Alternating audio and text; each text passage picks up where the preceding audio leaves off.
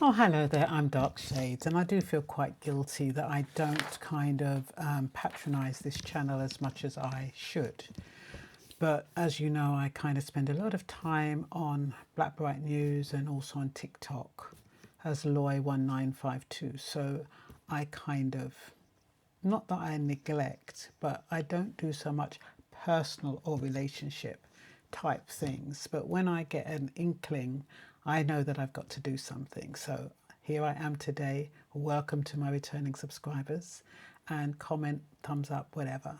I wanted to talk about sex rejection. It kind of happens in a lot of relationships, even though it's normally attributed to men. Men often might make a play, and it's a bit more difficult these days because, you know, men have to be so careful that they're not accused of rape, that they're almost afraid of initiating sex.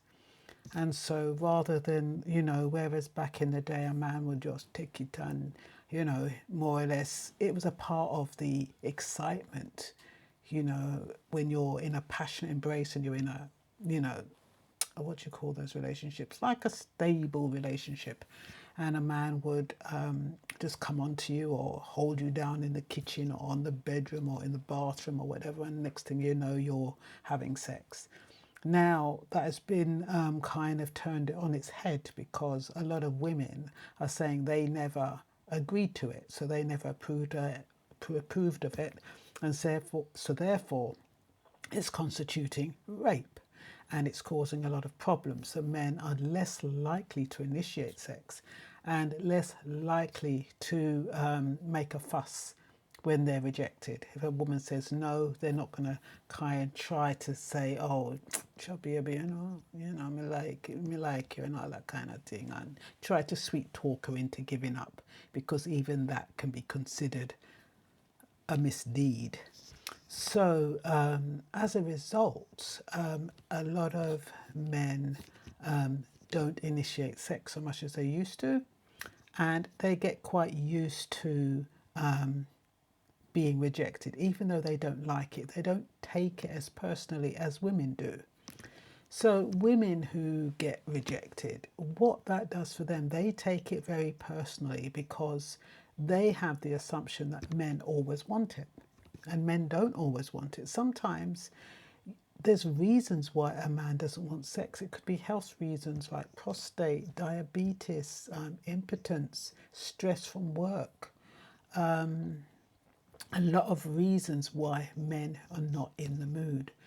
But it has really devastating impact on the woman if she goes to try to initiate sex with her partner and he doesn't want it and he rejects her and says no. It affects her self-esteem. It can make her feel less than. It can make her, she can have develop all kinds of issues depending on her upbringing. It could bring up a lot of things for her that make her feel really uncomfortable. It makes her question how she looks. It questions her attractability, questions her sexiness. And yeah, and it's amazing how devastating it can be on a woman who is rejected.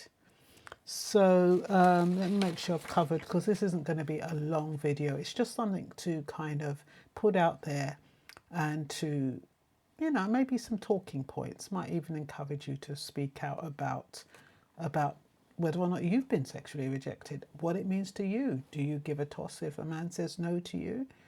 Or does it really affect you? And the thing is, if you really want it and you're really frustrated, what do? Do you self-satisfy? You know, that's an option. A lot of men are self-satisfying these days. They just can't be bothered to go through the hassle. So when it happens to a woman, makes a woman feel undesirable, unattractive, impacts self-esteem. She can feel unloved, takes it personally. There's no validation, negative self-talk. She'll keep telling herself, having ruminating thoughts. Could become irritable, frustrated, passive-aggressive, could even result in depression. Blows her confidence, and then she can question the integrity of the relationship. Is he having it with somebody else? That kind of thing. what to do. It's okay to feel hurt. You know, can just accept that it's not something that you need to be ashamed of. If you feel hurt, just accept that you feel hurt. If it helps and your partner is understanding, tell your partner how you feel. Don't deny your pain or your feelings. Bring up the topic and explain how it made you feel, like I've said.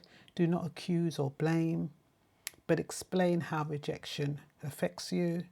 Don't bring up old issues. A lot of people use one thing to bring up other things. That's never a good idea. And accept that there will be dry spells. It's not going to happen all the time.